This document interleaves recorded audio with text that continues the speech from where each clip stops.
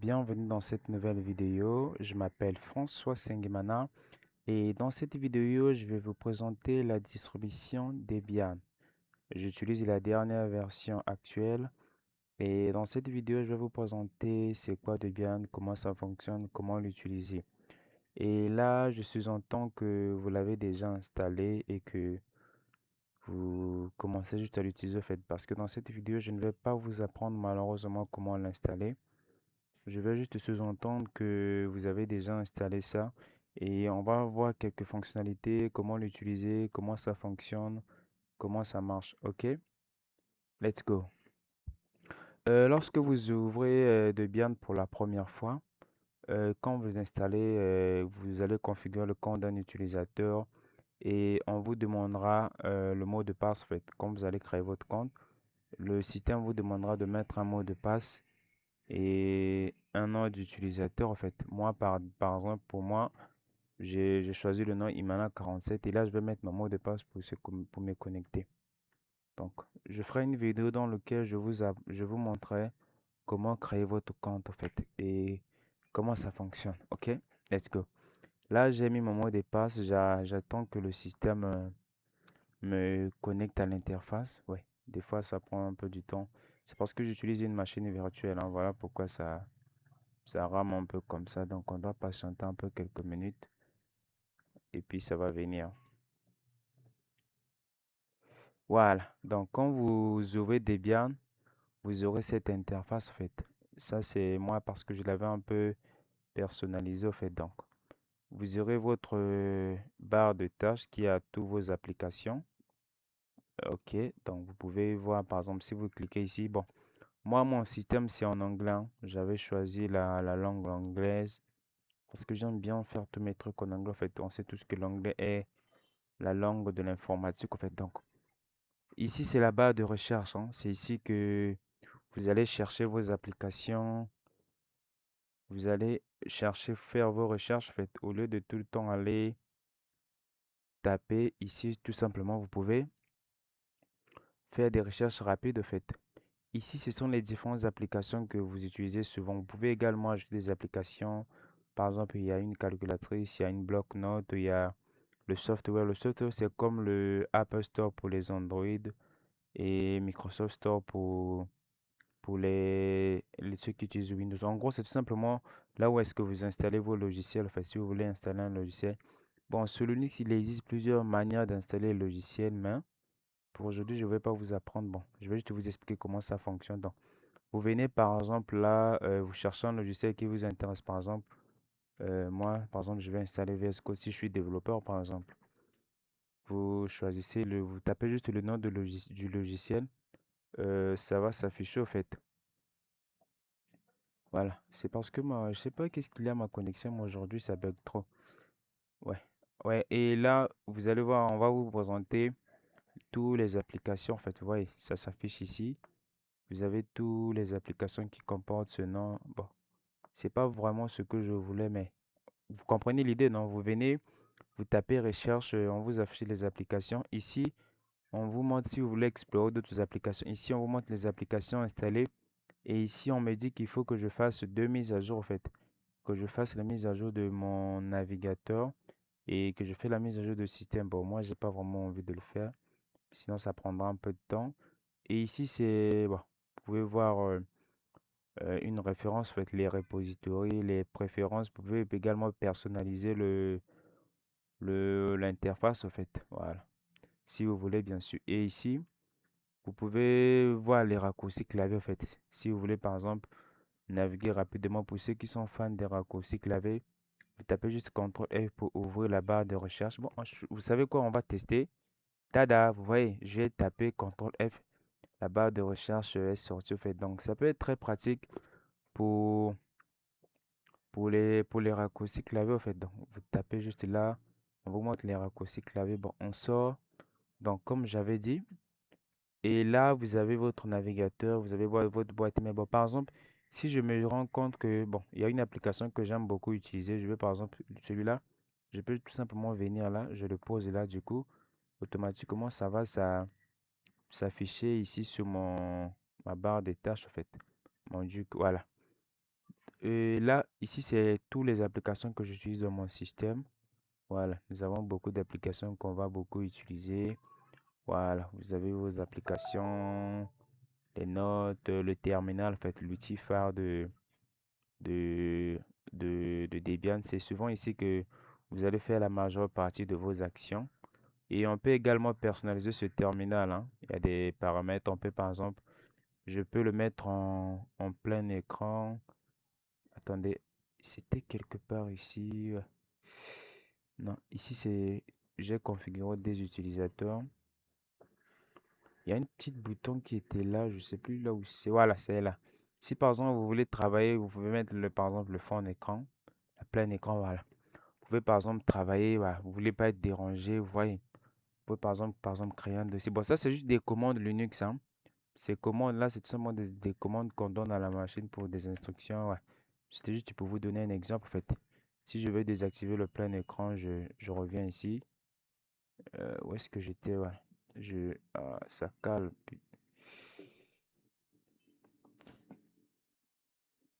Voilà, on sort dans notre plein écran. Donc, c'était juste vous présenter le terminal. Voilà. Donc, on continue. Ici, c'est la langue, en fait. Vous pouvez choisir votre clavier. Moi, par défaut, j'ai choisi le AZERTY, qui est la version française. Et vous pouvez choisir aussi en anglais. Ici, c'est tout ce qui on gère la partie connexion. Ici, c'est le volume. Vous allez voir les informations sur le volume. Ici, c'est pour faire les captures d'écran. En fait, par exemple, si vous êtes créateur de contenu, vous pouvez aujourd'hui, avec les nouvelles mises à jour, vous pouvez par exemple enregistrer votre écran. Ici, c'est pour faire les captures, hein. Par exemple, vous ajustez l'image. Vous voyez, non? Et vous ajustez l'image.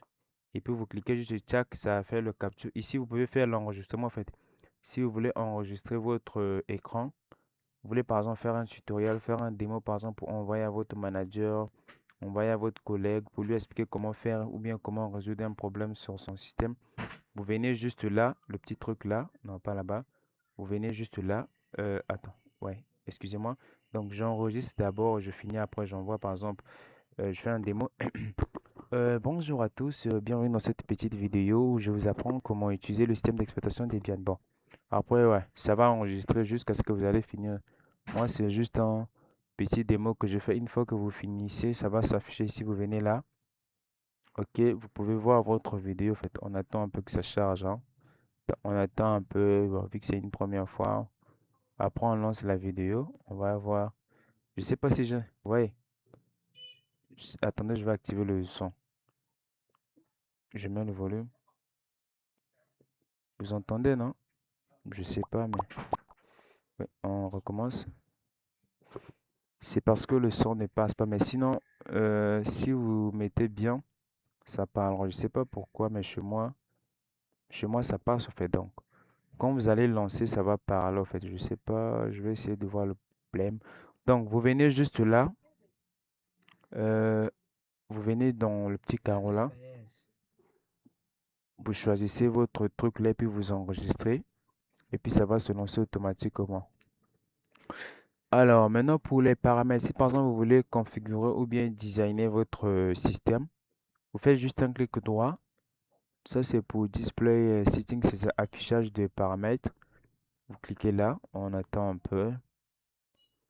Ouais, aujourd'hui il est vraiment lent par exemple. Voilà. Ici vous avez votre paramètre. Je pouvais aussi également venir là, hein. Je pouvais également venir là, je reste ça ou bien je viens ici. En fait, il y a plus. Ce qui est cool avec la tech, c'est que il existe plusieurs manières de faire la même chose. En fait, je peux venir également là. Je trouverai toujours setting ici, au fait. Donc, je reviens dans paramètres. Je vais un peu vous expliquer à quoi ça sert. Ici, c'est tout ce qui concerne la connexion Bluetooth. Ici, c'est la partie réseau accès à Internet. Ici, c'est l'affichage. Si vous voulez personnaliser votre affichage, moi, j'ai mis à 100%. Vous pouvez aller à 125, à 150. Voilà. Moi, je préfère mettre à 100%. Ici, c'est pour le mode light, en fait. Vous pouvez désactiver, vous pouvez mettre le mode light et le mode dark. Voilà. Ouais, moi, c'est parce que je sais pas pourquoi on me dit le nain invalide, user. C'est parce que j'utilise une machine virtuelle. Mais dans vous, si vous utilisez une machine réelle, ça va s'afficher cette fonctionnalité, en fait. Ici, c'est tout ce qui concerne le son. Voilà. C'est tout ce qui concerne votre son. Vous pouvez par exemple cliquer ici pour tester. front, left, Right. Voilà. Fat, left. right, Ouais, ça parle très bien, j'écoute très bien. Ici, c'est le micro, ce qui entre en fait. Donc ici, c'est le volume. Pour gérer le volume, ouais, c'est en anglais, hein. Si vous parlez bien anglais, vous allez comprendre. Ici, c'est tout ce qui concerne le power, énergie de la batterie. Là, voilà. Ça, c'est automatiquement. Ça veut dire que après 2 minutes, mon écran se met en mode vert, en fait. Voilà. Ici, c'est pour la gestion des multitasking, multitâches, en fait. Voilà. Vous pouvez pas, vous voyez par exemple ici, si je clique là, je peux changer d'interface, venir ici, vous voyez, c'est devenu tout propre comme s'il y avait rien en fait. Vous voyez, non, donc, je peux revenir là où j'étais. Donc, c'est un peu ça qui gère ça en fait, les multitâches. Maintenant, je continue, on continue. Voilà, ici c'est pour, voilà, si vous voulez que vos écrans se changent automatiquement, c'est ce que je viens de faire à peine. Voilà, si vous voulez que ça s'affiche, tout ça s'affiche au fait. On continue. Ici, ça, on gère la partie apparence en fait. Vous pouvez changer les couleurs. Voilà. Vous voyez rien, non? Parce que, regardez, si je reviens ici, je vais dans... Vous voyez rien parce que je ne suis pas dans... Attendez, on va aller dans le gestionnaire des fichiers. Tac, tac, tac, tac, tac, tac, tac. Toulouloulouloulouloulouloulou. Voilà, ça est là. Vous allez voir que ici j'ai mis en... Vous voyez, ça a changé de couleur en fait. Ça a pris la couleur que j'ai mis là-bas. Attendez, vous allez voir. Je vais... Ici j'ai mis, si je mets le rouge, on revient ici. Non, c'est pas ici. Je crée par exemple un nouveau dossier. Vous voyez, je mets par exemple John. Voilà. Vous voyez, c'est devenu en bleu en fait. Ici, c'est, on peut gérer la couleur en fait. Ok. Donc, vous pouvez designer vos couleurs, hein. Vous pouvez également changer le background en fait. L'image d'arrière-plan, je peux prendre par exemple celui-là, ça change bien. Je prends celui-là, ça change en fait. Vous pouvez changer les couleurs comme bon vous semble en fait. Moi, c'est souvent ce que j'aime en fait quand j'installe un nouveau système d'exploitation. Parce que moi, d'habitude, tous les 3 mois, je change de système d'exploitation, histoire de découvrir plusieurs systèmes d'exploitation. J'aime bien celui-là. Donc, vous voyez, non? C'est plus joli au fait. Donc, on revient là où on était. Voilà. Voilà. On continue. Voilà. Ici, c'est la partie... Non, on n'était pas là. Oups. Petite tromperie. Ouais, ici, c'est tout ce qui est application, en fait. Ça vous affiche toutes les applications sur votre système, en fait. Donc, on continue. Ici, c'est tout ce qui est il y a la gestion des notifications. Si vous voulez recevoir ou ne pas recevoir des notifications. Ici, c'est pour les barres de recherche. Voilà. Quand vous tapez, par exemple, CTRL F pour afficher la barre de recherche, voici les applications que vous pouvez trouver rapidement avec la barre de recherche. Ici, c'est tout ce qui concerne vos comptes qui sont en ligne, en fait. Puisque, excusez-moi, puisque moi, je viens d'installer le système fraîchement, donc je n'ai pas encore configuré mes comptes. Vous pouvez configurer votre compte Nextcloud, Google, Microsoft, Microsoft Edge, Microsoft Exchange, Mail Server, Calendar, etc. En fait. Ici, c'est pour le partage, en fait. Si vous voulez partager vos fichiers avec d'autres équipements ou bien via le réseau, vous voyez, si c'est pour le partage de musique, photos, faites. Vous pouvez activer le partage média. Du coup, vous allez partager vos informations. Bon, moi, je n'ai pas besoin de le faire. Ok, donc, c'était un peu ça, ce que j'avais à vous présenter aujourd'hui sur Debian. Mais si par exemple, vous voulez installer Debian dans votre système, c'est très facile. Je vais vous montrer comment vous allez faire. Vous allez juste dans le navigateur de votre choix, en fait. Moi, par exemple, par défaut, c'est Firefox. Vous tapez juste... hmm, vous tapez juste...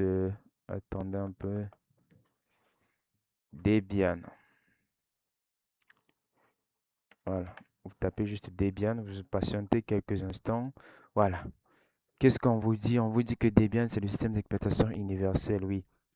Là même, on donne une définition. C'est un système d'exploitation Linux composé presque exclusivement des logiciels libres. Elle est développée par le projet Debian, un organisme communautaire fondé. Voilà. On vous explique un peu l'historique du système en fait.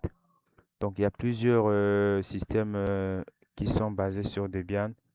Donc, vous allez vous amuser. Enfin, c'est vraiment une distribution vraiment très, très mais cool, performant et complet. En fait, moi, j'ai commencé à le découvrir. Je vous assure, c'est vraiment très puissant.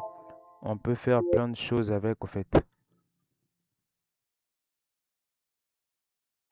Donc, quand je clique là, par exemple, je viens sur le site de Debian.